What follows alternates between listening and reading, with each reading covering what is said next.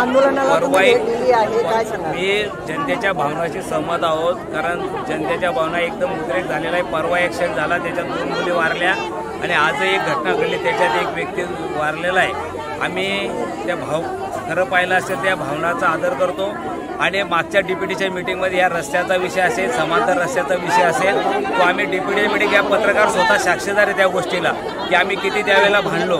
पण आज सुद्धा समांतर रस्त्याचा टेंडर प्रोसेस पूर्ण झालेली आहे आणि ते लवकरात लवकर सुरू होतील। आणि खड्डे बुजण्याच्या संदर्भात आताही कलेक्टरशी बोललो, ते शिवाजी पवार जे नॅशनल हायवेचे साहेब आहे ते नागपूरला मीटिंगमध्ये गडकरी साहेबांच्या ऑफिसशी बोललेलो आहे, मंत्र्यांशी बोललेलो आहे। लवकरात लवकर खड्डे पूर्ण बुजण्याचं काम आणि समांतर रस्त्याचं काम आम्ही मार्ग लावण्याचा प्रयत्न करू, हे आमचे 100% प्रयत्न असतील। म्हणजे बायपासचं काम बऱ्याच वर्षापासून पकडलेलं आहे आणि त्यामुळे शहरातून अवजड वाहतूक होते, त्यामुळे अपघात होतात, काय सांगता? बायपासचं हे केंद्र सरकारकडे येतं, पण मला वाटतं याच्या माध्यमातून भूसंपादनाचे विषय बरेच अडचणीचे होते तिथे।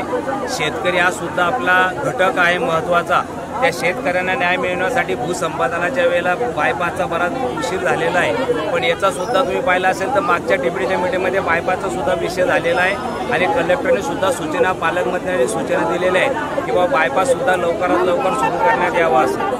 मग हा जो प्रश्न आहे आता महामार्गाचा, हा सोडवण्यासाठी आपल्या माध्यमातून काय अंतिम प्रयत्न केले जाणार आहेत? ही तहसीलदार मॅडम येत आहे, आता जे लोकांचं म्हणणं आहे त्यांच्या भावनाचा आदर करून याच्यातून लवकरात लवकर स्पीड ब्रेकर टाकायचा विषय असेल, खड्डे बुजण्याचा असेल आणि समांतरचं काम लवकर सुरू, या तिन्ही विषय मला वाटतं तहसीलदार मॅडम येऊन याच्यातून चर्चा करून मार्ग काढू याच्यात।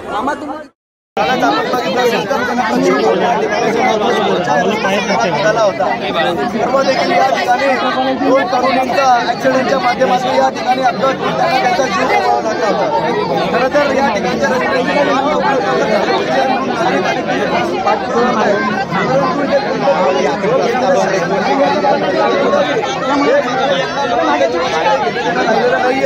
या रस्त्याचं काम अतिशय निष्पक्ष झालेलं आहे।